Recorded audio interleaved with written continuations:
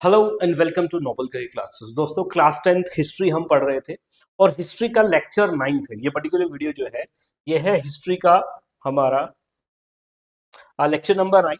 ये आपको CBSE central board और जितने भी आपके स्टेट बोर्ड्स हैं उसमें आपको हेल्पफुल रहेगा। ऑलरेडी हमने 8 लेक्चर्स देखे, अगर आपने वो नहीं देखे डिस्क्रिप्शन में पूरी की पूरी प्लेलिस्ट का लिंक है, इससे पहले देख लें या इसके बाद देख लें, ठीक है, जो भी आपका दिल करता है अकॉर्डिंगली आप देख लीजिए। चलिए, तो पिछली वीडियो में हमने क्या पढ़ा था, नाउ पहले हम ये बात कर ले। देखो पिछली वीडियो में हमने देखा था द एज ऑफ रेवोल्यूशनरीज। क्या देखा था? द एज ऑफ रेवोल्यूशनरीज, ठीक, 1830 से लेके 1848 में कि भाई रेवोल्यूशनरीज जो थे, वो जो बंदे जो रेवोल्यूशन करना चाहते थे, जोसेफ मजीनी का नाम देखा था, गैरिबल्डी का नाम देखा था, इंडिया के भी कुछ हमने देखे थे, इसी में हमने देखा था साथ में ग्रीक वॉर ऑफ इंडिपेंडेंस। ठीक है, ग्रीक वॉर ऑफ इंडिपेंडेंस क्या हमने पता, जो देश था ग्रीस, वो ऑटोमन एम्पायर के अंडर में था, किस तरीके से वो अपनी स्ट्रगल फॉर इंडिपेंडेंस स्टार्ट करता है 1828 में, फाइनली 1832 में ट्रीटी ऑफ कॉन्स्टेंटिनोपल होता है और ग्रीस जो है आजाद हो जाता है। ठीक है, और इसको क्रेडल ऑफ यूरोपियन सिविलाइजेशन भी बोलते हैं, यूरोपियन जो लोग हैं, इस तरीके से हमने बातें देखी थी। इस आज के लेक्चर में आज हमने क्या पढ़ना है? आज हमने पढ़ना है the romantic imagination and the idea of nation. ठीक है, क्या रोमांटिक इमेजिनेशन ने भी आइडिया ऑफ नेशन जगाने में मदद की? किस तरीके से रोमांटिक इमेजिनेशन ने नेशनलिज्म में मदद की? नाउ दोस्तों, सबसे बड़ा question, what is romantic imagination, what is romanticism, very important. चलिए दोस्तों ये समझ लेते हैं। ठीक, देखिए, अगर आप देखिए रोमांटिक इमेजिनेशन,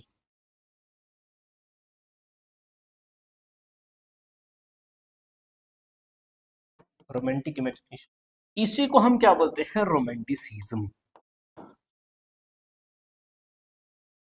रोमांटिसिज्म।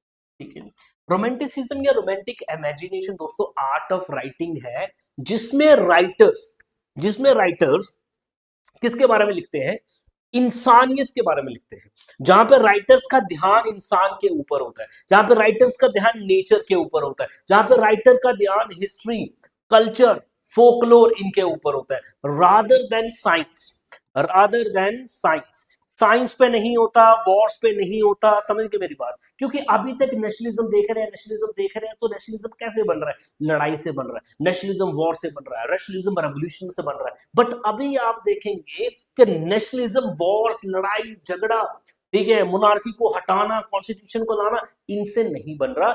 यहाँ पे रोमांटिक जो राइटर्स होंगे ना, जो रोमांटिसिज्म के राइटर्स हैं, यहाँ पे यूज करेंगे जो हमारे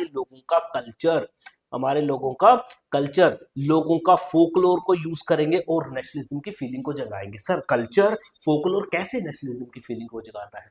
बच्चा, जब हम फोकलोर की बात करते हैं अपने, ठीक है, फोकलोर का मतलब ये ऐसी हिस्ट्री हमारी जो कहीं पे लिखी नहीं होती है बट फिर भी हम सुनते आए हैं। ठीक है, तो एक फोकलोर होता है। फोकलोर का मतलब हमारी जो कॉमन हिस्ट्री होती है उससे। दोस्तों हमारी हिस्ट्री में ऐसे ऐसे आपको पता है योद्धा रहे हैं, ऐसे ऐसे लोग रहे हैं जो हमें आज भी इंस्पायर करते हैं, आज भी क्या करते हैं? हमें इंस्पायर करते हैं। तो जब हम उनकी बात करेंगे दोस्तों तो नेशनलिज्म की फीलिंग जागेगी। जब आप कल्चर की बात करोगे, या जब हम बोलते हैं हमारा जो एंशिएंट कल्चर है, इंडियन एंशिएंट कल्चर बहुत ज्यादा रिच था, बहुत पैसा था, इंडिया सोने की चिड़िया थी, वो लिटरेचर में बहुत आगे थे, वो आर्किटेक्चर, उन्होंने इतने बड़े बड़े मंदिर बनाए। दोस्तों जब हम बोलते हैं तो हमारे में नेशनलिज्म की फीलिंग जागती है। यस यार, we are Hindustani, we are Indian people and we have a very rich heritage, we have a very rich culture. जब हम बात करते हैं तो उससे भी आप में नेशनलिज्म की फीलिंग जागती है। वही और रोमांटिक राइटर्स जो है, रोमांटिक इमेजिनेशन आपको बताता है। अभी मैं आपको समझाता हूं, ये देखो, the romantic imagination and the national feeling. For the development of nationalism did not come about only through wars and the territorial expansion. Culture played an important role in creating idea of the nation. दोस्तों ये बोल रहा है सिर्फ Wars ने ही nationalism की feeling को जगाने का काम नहीं किया, कल्चर ने भी एक इंपॉर्टेंट रोल प्ले किया है नेशनलिज्म को लाने का। और ये कल्चर को कौन सामने लेके आता है? ये रोमांटिक राइटर्स लेके आते हैं, ये रोमांटिक इमेजिनेशन लेके आता है। सर इमेजिनेशन क्या है? Romantic plus imagination, romanticism plus imagination. जो रोमांटिक राइटर्स है, रोमांटिसिज्म से जुड़े हुए राइटर्स हैं, जब वो अपनी इमेजिनेशन का यूज करते हैं, वो आर्ट की बात करते हैं, वो कल्चर की बात करते हैं, वो म्यूजिक की बात करते हैं, वो डांस की बात करते हैं, जो लोगों से जुड़ी हुई बातें हैं। तो जब लोगों से जुड़ी हुई बातें लोगों के साथ हम करते हैं, वो भी लोगों को यूनाइट करने का कोशिश करता है दोस्तों। कल्चर की फॉर एग्जांपल के लिए देखें, different, we belong to different states. मान लो पंजाब का भंगड़ा एक कल्चर है, कल्चरल डांस है, फोक डांस है वहां का भंगड़ा। तो जब भंगड़ा परफॉर्म किया जाता है तो पंजाबी लोग यूनाइटेड फील करते हैं उस चीज में, ठीक है जी। वहीं अगर आप देखेंगे पंजाब का गिद्दा है, या आप देखेंगे हिमाचल का कोई अपना ऐसा डांस होगा, देन उसके बाद में आप देखेंगे महाराष्ट्र का हो गया, मध्य प्रदेश का अपना होगा, समझ गए। वहीं राजस्थान में चलेंगे जी, आपका घूमर डांस हो जाएगा। तो डिफरेंट वैरायटी ऑफ डांस है, वी फील यूनाइटेड अपने कल्चर के साथ में। तो वही काम यहाँ पे हो रहा था। देखो, were the art, the poetry, ठीक है, पोइट्री, शायरी, ठीक, stories, music also help express and shape nationalist feelings. दोस्तों वेरी वेरी इंपॉर्टेंट, म्यूजिक, ये देश है वीर जवानों का, अलबेलों का, मस्तानों का, इस देश का यारो क्या कहना। तो म्यूजिक ने तो हेल्प किया ना, पोइट्री ने तो हेल्प किया दोस्त। किसने हेल्प किया? यही है ना, हम बुलबुले हैं इससे ये गुलसिता हमारा, ये क्या है? पोइट्री तो है दोस्तों। जब पोइट्री होती है, जब म्यूजिक यूज होता है, तब नेशनलिज्म की फीलिंग जागती है। तो रोमांटिक राइटर जो है, रोमांटिक इमेजिनेशन ये बोलता है कि भाई सिर्फ वॉर से नेशनलिज्म नहीं आता, कल्चर से भी आता है, आर्ट से आता है, म्यूजिक से आता है, फोकलोर से आता है, हिस्ट्री से आता है। वही बात कौन करता है? इमेजिन, जो राइटर्स हैं आपके रोमांटिक इमेजिनेशन के, both express and shape nationalist feeling. Hope आपको समझ आ गया, ठीक है जी। Let's look at romanticism. Romanticism के ऊपर देखते हैं और ये क्या बात करता है ये देख लेते हैं। पर रोमांटिसिज्म जो है एक कल्चरल मूवमेंट है। रोमांटिसिज्म क्या है? एक मूवमेंट है, एक आइडियोलॉजी है, ठीक है, which sought to develop a particular form of nationalist sentiments. और ये भी क्या करता है? नेशनलिस्ट सेंटिमेंट को डेवलप करता है दोस्त, ठीक है। ये भी एक क्या है? कल्चरल मूवमेंट है। कल्चरल मूवमेंट मतलब हमारे कल्चर से जुड़ी हुई, हमारे रहन सहन से जुड़ी हुई एक मूवमेंट है। यूरोप में अगर आप देखेंगे दोस्तों, ठीक है, यूरोप में जब रेनेसां का टाइम था, रेनेसां का टाइम मतलब ये 14th-15th सेंचुरी की अगर आप बात करें, तो राइटर जो है, दुनिया जो है, सब बात करती है साइंस के बारे में, टेक्नोलॉजी के बारे में, ठीक है। वो बोलते हैं कि साइंस, भाई हर चीज में साइंस साइंस साइंस। आइडियोलॉजी की बात चलती थी, रीजन की बात, इंटेलेक्ट की बात चलती थी दोस्तों। इसके अपोजिट आया था रोमांटिक इमेजिनेशन, रोमांटिसिज्म। इसने बोला हर चीज साइंस नहीं है, ठीक है, हर चीज रीजन नहीं है। कुछ इंसान के इंस्टिंक्ट भी होते हैं, कुछ ईमान के इमोशंस भी होते हैं, कुछ उसकी इंटुएशंस भी होती है, ठीक है। तो उसमें भी इक्वली फोकस जो है हमें करना चाहिए। तो वही रोमांटिक इमेजिनेशन का आइडिया है दोस्तों। देखो, romantic artist and poets generally criticise the glorification of reason and science. पहला इंपॉर्टेंट पॉइंट, रोमांटिक आर्टिस्ट ने क्या किया? क्रिटिसाइज कर दिया, ठीक है, क्रिटिसाइज कर दिया। आप देखेंगे उसको नकार दिया, रिजेक्ट कर दिया। किसको? Glorification of reason. जब हम रीजन, हर बात सोच समझी बात करनी है, सोच समझी बात करेंगे, रीजन बेस्ड बात करेंगे, ठीक है। हर चीज में रीजन नहीं लगाया जा सकता, क्योंकि कहीं कहीं इमोशंस भी यूज होता है। फॉर एग्जांपल के लिए अगर आप दिमाग लगाओगे तो आइसक्रीम खाना बुरी बात है, क्योंकि खाओगे तो बहुत ज्यादा शुगर आपके मन में, बॉडी में चले जाएगी, ठीक है। तो इंसुलिन लेवल जो है, आपके शुगर जो लेवल है वो स्पाइक करेंगे, वो बॉडी के लिए हानिकारक है, ठीक है। वैसे तो गोलगप्पे भी हमारे सेहत के लिए हानिकारक, कोल्ड ड्रिंक पेप्सी भी सेहत के लिए हानिकारक है, बट हम खाते हैं क्यों? क्योंकि हमारे मन को खुशी मिलती है। तो हर चीज में रीजन नहीं लगाया जा सकता। तो ये यहाँ पे बोल रहे हैं। तो रीजन की और साइंस को इसने क्या कर दिया? रिजेक्ट कर दिया। बट फोकस किस पे दिया? Instead on emotions, intuition and mystical feelings. Mystical feelings का मतलब ये है जो नेचर से जुड़ी हुई आपकी फीलिंग्स है, जो मिस्टिक्स फीलिंग है, ब्यूटीफुलनेस, नेचर की खूबसूरती की बात चलती है। तो इन्होंने, आप कह सकते हैं, इमोशंस पे स्ट्रेस डाला, इन्होंने साइंस पे ज्यादा स्ट्रेस नहीं डाला, इन्होंने इंट्यूशंस पे स्ट्रेस डाला, मिस्टिकल फीलिंग्स पे स्ट्रेस डाला, rather than science, rather than आपका रीजन, ठीक है। तो यहां से आपको वन वर्ड भी पूछ सकता है कि किन चीज को वो क्रिटिसाइज करते हैं और किन चीज पे वो स्ट्रेस देते हैं, ठीक है। Their effort was to create a sense of shared collective heritage. Shared collective heritage का बोल रहा है, ये डेवलप करना चाहते थे। शेयर्ड मींस जो हम सब शेयर करते हैं, हम सभी को बिलोंग करते हैं। कोलेक्टिव मतलब एक साथ, इकट्ठी, ठीक है। हेरिटेज का मतलब कुछ ऐसी चीज जो हमारे एंशियंट, हमारे जो पुरखे थे उनके पास है, देन हमारे माँ बाप के पास है, अब हमारे पास है, आगे हमारे बेटों के पास भी होंगी। फॉर एग्जाम्पल के लिए हमारे बड़े बड़े मॉन्यूमेंट्स है, हमारे बिल्डिंग्स है, हमारे एंसेस्टर्स ने बनाया था, हमारे एंसेस्टर्स ने बनाया था। डिफरेंट टेम्पल्स है, ठीक है, ये डिफरेंट बिल्डिंग्स है, मॉन्यूमेंट्स है, ताजमहल है, ठीक। तो जब हम उसको देखते हैं तभी भी एक सेंस ऑफ फीलिंग, एक सेंस ऑफ प्राउड हमारे बीच में जागता है कि इमारत देखो, बहुत बड़े बड़े किले देखो, चित्तौड़ का किला देखो, भाई हमारे राजा ऐसे थे। समझ रहे मेरी बात? तो वही बात यहाँ पे ये कर रहा है। इनके एफर्ट क्या था? Sense of shared collective heritage को डेवलप करना and common cultural past as to basis of nation. इन्होंने नेशनलिज्म को जगाने के लिए किसका सहारा लिया, किसको बेस बनाया? बेस बनाया शेयर्ड कोलेक्टिव हेरिटेज को, एक कॉमन कल्चरल पास्ट, ठीक है जी। हमारा जो पास्ट था वो कॉमन था, हमारे जो पुरखे थे वो एक थे, तब भी हम नेशनलिज्म थे, आज भी हमें नेशनलिज्म की फीलिंग जगानी चाहिए और हमें एक नेशन बनना चाहिए, सब लोगों को मिलके आना चाहिए। दोस्तों ये काम कौन कर रहा है? ये रोमांटिक इमेजिनेशन कर रही है, ये रोमांटिसिज्म से जुड़े हुए राइटर्स कर रहे हैं। समझ गए? एग्जैक्टली। चलो भाई, पर other romantic such as German philosopher, German मतलब जर्मनी को बिलोंग करते हैं, ये फिलोसफर है, एक थिंकर है, जिनका नाम है Johann Gottfried Herder. Johann Gottfried Herder ये क्लेम करते हैं, ये एक बात बोलते हैं, that the true German culture was to be discovered among the common people. Das walk, very very important एक टर्म है, एक नंबर के लिए दोस्तों पूछी जाएगी आपको।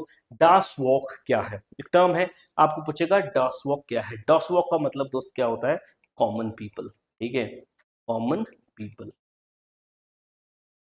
ठीक है। डास वॉक, वॉक समझ गए, ये वॉक मींस पीपल के लिए यूज होता है। Dance walk, walk German company भी है, वॉक्सवैगन, ठीक है, एक जर्मन कंपनी भी है वॉक्सवैगन। तो वॉक जो है जर्मन वर्ड है, याद रखना, जिसका मतलब है कॉमन पीपल। ये स्टेटमेंट किसने दी? The true culture, the true German culture आपको कहां पे डिस्कवर्ड होगा, कहां पे मिलेगा? Among the common people, of course.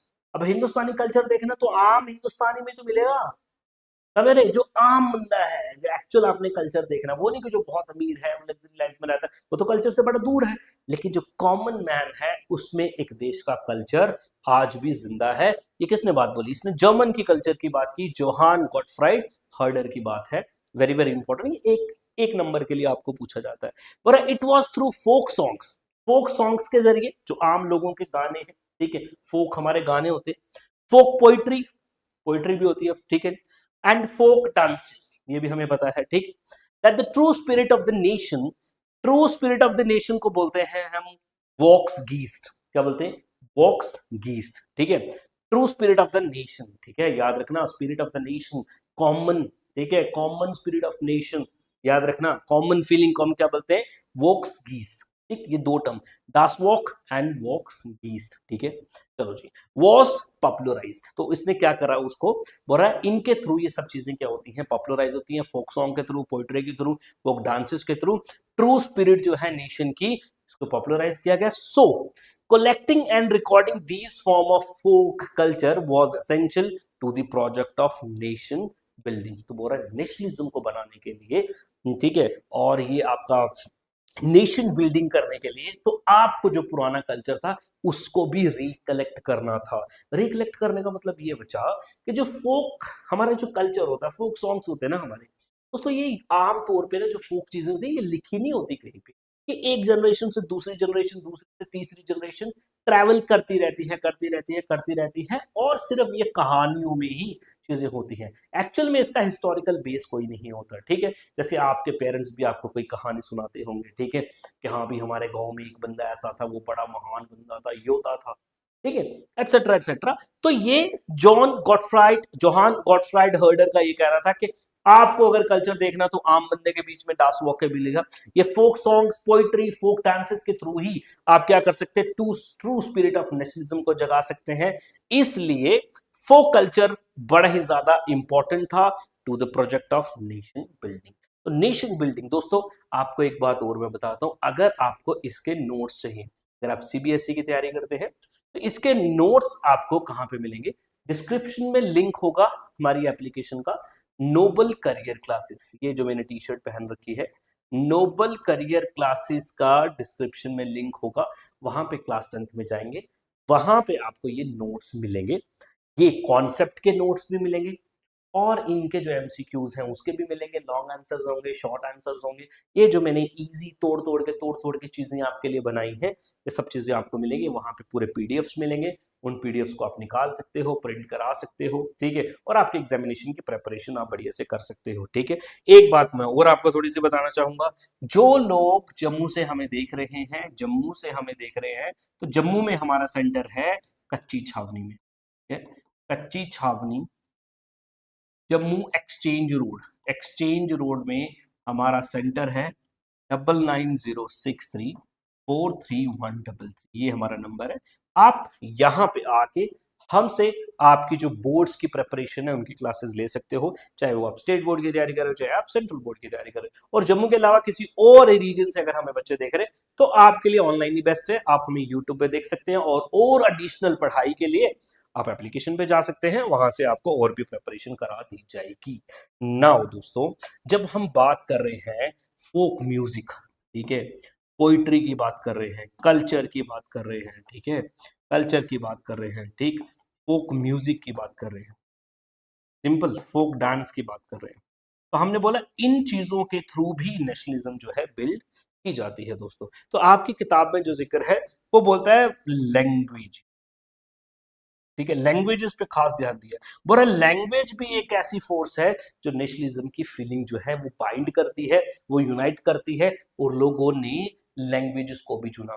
अब कैसे कैसे नेशनलिज्म की फीलिंग को और ज्यादा मजबूत करती है लैंग्वेज? मैं आपको एक सिंपल सी बात बोलता हूँ, फॉर एग्जाम्पल के लिए, you are a person, you are from Uttar Pradesh, suppose आप उत्तर प्रदेश से हो, या फिर आप पंजाब से हो, चाहे फिर आप हरियाणा से हो, सपोज, तो आप साउथ इंडिया में चले गए, ठीक है जी, आप साउथ इंडिया में चले गए, सपोज आप पंजाब से हो, मान लो आप पंजाब से हो, आप साउथ इंडिया में चले गए, ठीक, साउथ इंडिया में जा रहे हो, सब लोग वहां पे क्या बोल रहे हैं, तमिल बोल रहे हैं, कन्नड़ बोल रहे हैं, या मलयालम बोल रहे हैं, नोबडी आपको दिख नहीं रहा है कि यहाँ पे ऐसा कोई बंदा ही नहीं है वो स्पीकिंग योर लैंग्वेज, पंजाबी, तो आपको बड़ा एलिनेटेड सा फील होगा, आपको अकेला अकेला फील होगा। लेट्स सपोज के वहां पे आपको एक बंदा ऐसा मिल जाए कि जो पंजाबी बोल रहा हो, ठीक है, और मान लो जी अगर आप हिमाचल से हो तो वो पहाड़ी लैंग्वेज बोल रहा हो, जम्मू एंड कश्मीर से कश्मीरी बोल रहा हो, डोगरी बोल रहा हो, या आपकी ही लैंग्वेज वो बोल रहा हो, या फिर कोई हिंदी ही बोल रहा हो और बाकी सारे नहीं बोल रहे, तो आप देखोगे उस बंदे के साथ यूनाइटेड फील करोगे या नहीं करोगे, या उन बंदों के साथ यूनाइटेड फील करोगे जो मलयालम बोल रहे हैं, तमिल बोल रहे हैं, तो आप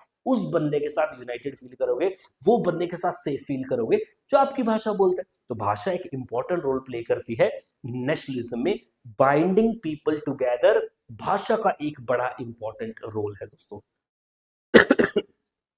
चले जी, वही आप देखेंगे वर्नाकुलर, वर्नाकुलर का मतलब होता है लोकल लैंग्वेज, जैसे पंजाबी, हरियाणी, हिमाचली, आपकी बुक में अगर देखेंगे, but the emphasis on vernacular languages and the collection of local folklore was not just to recover the ancient national spirit but also to carry the modern nationalist message to the large audiences who were mostly illiterate। very very very very important बच्चा, देखो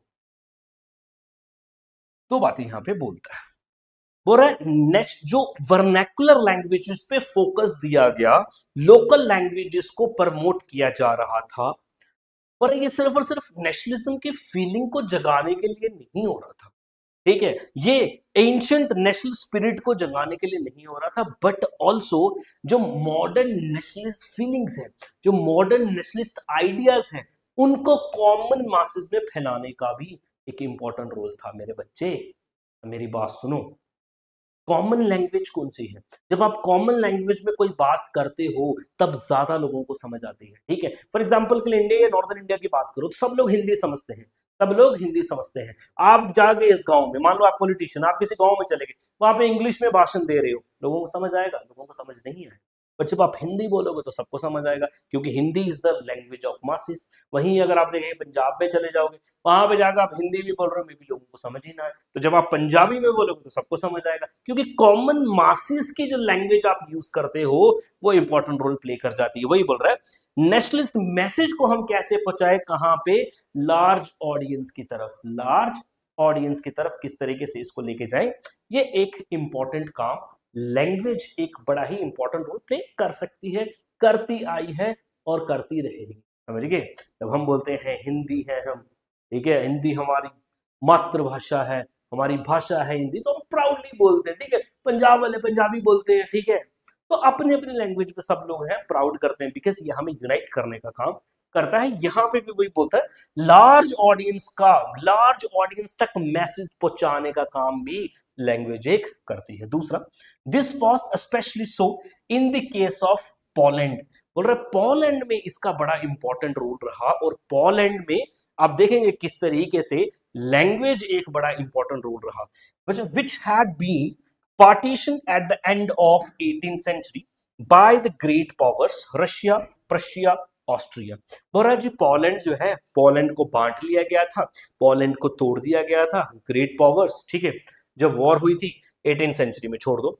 even though Poland has no longer existed as an independent territory, national feeling were kept alive through music and language. बोल रहा है, और अब वो एक common land नहीं था क्योंकि उसको बांट लिया गया था, लेकिन फिर भी उनके अंदर एक देशभक्ति, नेशनलिज्म की फीलिंग थी। क्यों थी? बोला वो जीवित थी अभी भी लैंग्वेज के थ्रू, ठीक है, एक लैंग्वेज के थ्रू, और दूसरा फोक म्यूजिक के थ्रू। अच्छा, मान लो जी आज इंडिया है हमारा, ठीक है जी, we are living in India, कल खुदा ना खास्ता ऐसा हो इंडिया ना रहे, इंडिया के ये टुकड़े हो जाएंगे पोस्ट, ठीक है, तो भी हम इंडियंस ही रहेंगे। ठीक, कैसे रहेंगे? क्योंकि हम हिंदी बोलते हैं, ठीक है, क्योंकि हम हिंदी बोलेंगे ऑफ कोर्स, ठीक है, तो हिंदी भी हमें जोड़ के रखेगी। हमारे जो सॉन्ग्स हैं, हमारे जो फ्यूक म्यूजिक्स हैं, जो हमारे नेशनल हीरोज हैं, वो क्या करेंगे? वो भी हमें क्या रखेंगे? जोड़ के रखेंगे। जो नेशनल सॉन्ग है, जब बोलते हैं जन गण मन गाते हैं, वंदे मातरम बोलते हैं, भारत माता की जय बोलते हैं, ठीक है, बोलते हैं ना, मेरे देश की धरती सोना उगले उगले हीरे मोती, तो हमें नेशनलिज्म की फीलिंग आती है। तो बोला वही पोलैंड में हुआ, पोलैंड को काट लिया इन्होंने, लेकिन फिर भी नेशनलिज्म की फीलिंग उनमें थी, क्योंकि उनकी लैंग्वेज अभी भी उनको जगा के रख रही थी। एक एग्जाम्पल दे रहे, बोला अगर आप कैरल कैरल कुरपुंस्की की अगर आप बात करें, कैरल कुरपुंस्की की अगर आप बात करें, ठीक है, ये राइटर है, ठीक है, ये एक पोइट है, और पोइट कहाँ गए हैं? पोलैंड के, याद रखना, ठीक है जी। Example, celebrated the national flag through his operas and music, ठीक है, अपने म्यूजिक और अपने राइटिंग्स के थ्रू, ठीक है, बोला वो नेशनलिज्म को, नेशनलिज्म की जो स्ट्रगल है उसको सेलिब्रेट करता है, turning the folk dances like polonaise and mazurka, very very important. बोल रहा है जो पोलैंड के फोक डांसेस हैं, देखो हमारे देश में भी बड़े सारे फोक डांसेस है, फॉर एग्जांपल के लिए लावनी है, फॉर एग्जांपल के लिए भंगड़ा है, जम्मू कश्मीर का रौफ है, ठीक है, देन धुमाली है, देन आप देखेंगे इसके बाद में आप डांडिया है, गरबा है, इस डिफरेंट डांसेस है ना, हमारे फोक डांसेस है। बोरा वही, बोरा टर्निंग द फोक डांसेस, ठीक है, वो कौन कौन से फोक डांस है? दो फोक डांसेस का जिक्र है बच्चा, पोलोनेस एंड मुजुर्का। आपको पूछेगा एक नंबर में, पोलोनेस क्या है, मुजुर्का क्या है? फोक डांसेस कहाँ के? पोलैंड के, ठीक है। इसको बोल रहा है कन्वर्ट कर देता है इनटू नेशनलिस्ट सिंबल्स, तो नेशनलिज्म के सिंबल्स बना दिया जाता है दोस्तों, किसको? इन फोक डांसेस को। दोस्तों फोक डांसेस कैसे नेशनलिज्म की फीलिंग बनती है? दोस्तों बिल्कुल बनती है, बिल्कुल बनती है। जब आप देखोगे, अभी देखो सबसे ज्यादा फेमस फोक डांस हम पंजाब की बात करते हैं, भंगड़ा, ठीक है। जब इंटरनेशनली जब भंगड़ा परफॉर्म होता है, तो पंजाब वाले लोग और इंटरनेशनल कनाडा के लोग, अमेरिका के लोग आपस में यूनाइटेड फील करते हैं, क्योंकि इनका भी डांस वही है, उनका भी डांस वही है। मेरी बात समझ रहे हैं आप? लैंग्वेज भी यही काम करती है, डांस भी ये काम करते हैं, म्यूजिक भी ये काम करते हैं, ठीक है। तो बोला जो कैरल कुरुपुंस्की है, जो फेमस पोइट है, अपने ओपेरास, अपने म्यूजिक जो है, उससे नेशनल स्ट्रगल को कहीं ना कहीं इंपैक्ट करते हैं, और साथ में ही फोक डांसेस जो है पोलोनेस एंड मुजुर्का, उसको कन्वर्ट कर देता है नेशनलिस्ट सिंबल्स में। ठीक है जी, डोंट वरी बच्चा, इसको आप समझने पे ध्यान दो, जब मैं क्वेश्चन फ्रेमिंग करूंगा दोस्त एक भी क्वेश्चन छूटेगा नहीं, 100 में से 100 नंबर सोशल साइंस में विद रेमो सर की गारंटी है। आप बस देखते रहना, समझते रहना, सेशन को लाइक सब्सक्राइब जो आपने करना है, कमेंट्स वॉमेंट्स भी किया करो, ठीक है। बढ़िया जी, चलो जी। अब ये तो हमने देख लिया, कल्चर की बात थी। अभी तक जो भी आप बात कर रहे थे, देखो यहाँ पे, ठीक है जी, पहले वर्नाकुलर लैंग्वेज बोल दिया, देन हमने बात कर दी क्या, बात कर दिया हमने जी म्यूजिक की, बात कर दी हमने डांसिंग की। अगली बात करता है लैंग्वेज। पर language too played an important role in developing nationalist sentiments, nationalism की फीलिंग, नेशनलिज्म के भाव, नेशनलिज्म के सेंटिमेंट्स जगाने में लैंग्वेज का भी एक इंपॉर्टेंट रोल रहा, जो कि रहता है हमेशा। पर जब रशिया ने ऑक्युपाई कर लिया था पोलैंड को, ठीक है, आफ्टर रशियन ऑक्यूपेशन, यानी कि कब्जा कर लिया था पोलैंड पे, ठीक है, polish language was forced out of schools and Russian language was imposed everywhere. बच्चा बोल रहा है पोलैंड है, पोलैंड पे कब्जा कर दिया रशिया ने, ठीक है। तो रशिया क्या बोलता है, रशिया बोलता है आज के बाद पॉलिश लैंग्वेज नहीं चलेगी स्कूलों में, बाहर निकाल दी, पॉलिश लैंग्वेज जो है वो बाहर निकाल दी, और रशियन जो लैंग्वेज थी वो थोप दी। बोला किस लैंग्वेज में मीडियम क्या होगा, रशियन होगा, ठीक है, मीडियम क्या होगा, रशियन लैंग्वेज से ही आपको पढ़ाना है, समझ गए। चलो जी, तो ये वार किया गया पॉलिश लैंग्वेज पे। और 1831 में armed rebellion against Russian rule took place which was ultimately crushed. और इसी के चलते पॉलिश जो लोग थे उन्होंने रिबेलियन भी किया था, रिवोल्ट भी किया था, नो डाउट वो सक्सेसफुल नहीं हो पाए, उसको क्रश कर दिया गया, ठीक है। फॉलोइंग दिस, इस रिवोल्ट के बाद many members of the clergy, clergy का मतलब है चर्च से जुड़े हुए लोग, ठीक है, चर्च से जुड़े हुए लोग in Poland began to use language as a weapon of national resistance। very very important point बच्चा।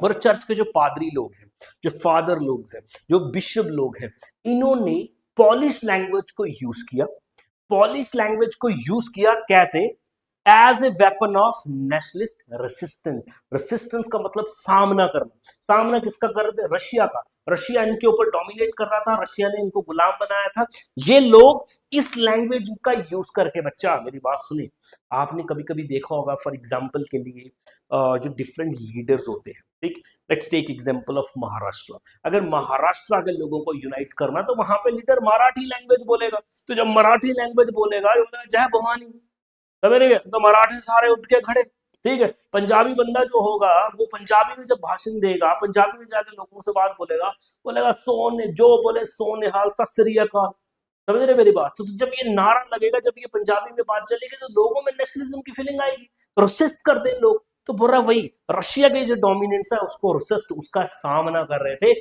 और ये कौन थे, ये क्लर्जी के लोग, इन्होंने लैंग्वेज यूज की। पॉलिश लैंग्वेज को यूज किया गया for church gatherings and all religious instructions. और चर्च में लोगों को संबोधित करने के लिए, लोगों को लेक्चर देने के लिए गैदरिंग्स में कौन सी लैंग्वेज यूज ही, पॉलिश।